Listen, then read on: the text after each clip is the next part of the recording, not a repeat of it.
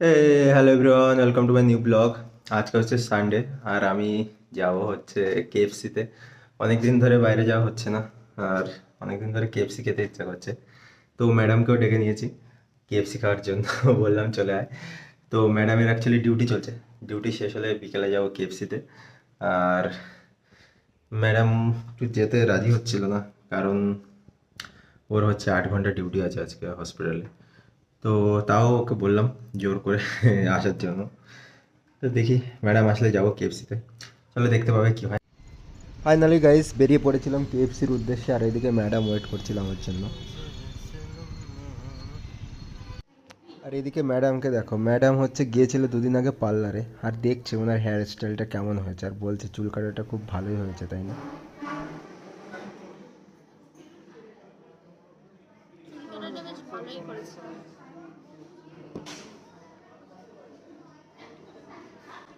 আর এদিকে দেখো আমার কোনো রিয়াকশনই নেই, ও যে বললো চুল কাটাটা ভালো হয়েছে। কারণ হচ্ছে আমি ওইদিকে তাকিয়েছিলাম যে কখন আমাদের অর্ডারটা আসবে। অ্যাকচুয়ালি আমার খুবই খিদে পেয়ে গেছিলো, তাই বসে বসে ওইদিকে দেখছিলাম যে আমাদের কখন যে সিরিয়াল নাম্বারটা দিয়েছে ওটা ডাকবে।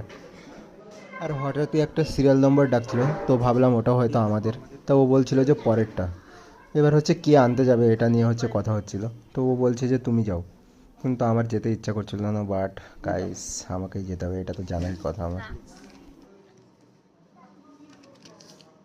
আর আমরা দুজনে দেখছিলাম যতক্ষণ না আসে খাবারটা, যে কোন দিকে লাইটটা আসছে, মানে অ্যাকচুয়ালি ক্যামেরার অ্যাঙ্গেলটা ধরার জন্য।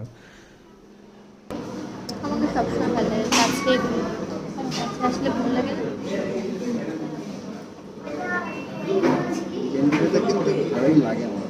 না, ওই গেঞ্জি শুধুমাত্র আমাকেই মানে।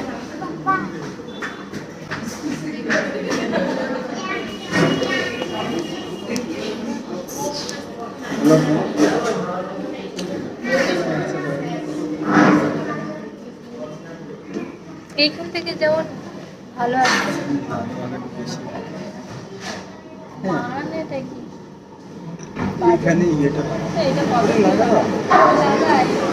এই এটা ব্লগে বলছি। হতেই পারে।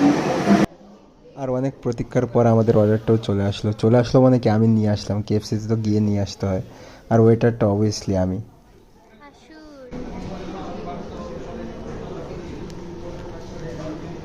কত কিছু দিয়েছে, তাই না?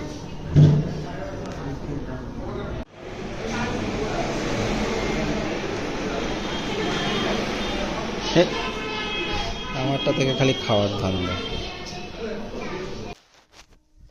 আর ফাইনালি গাইস বাড়ি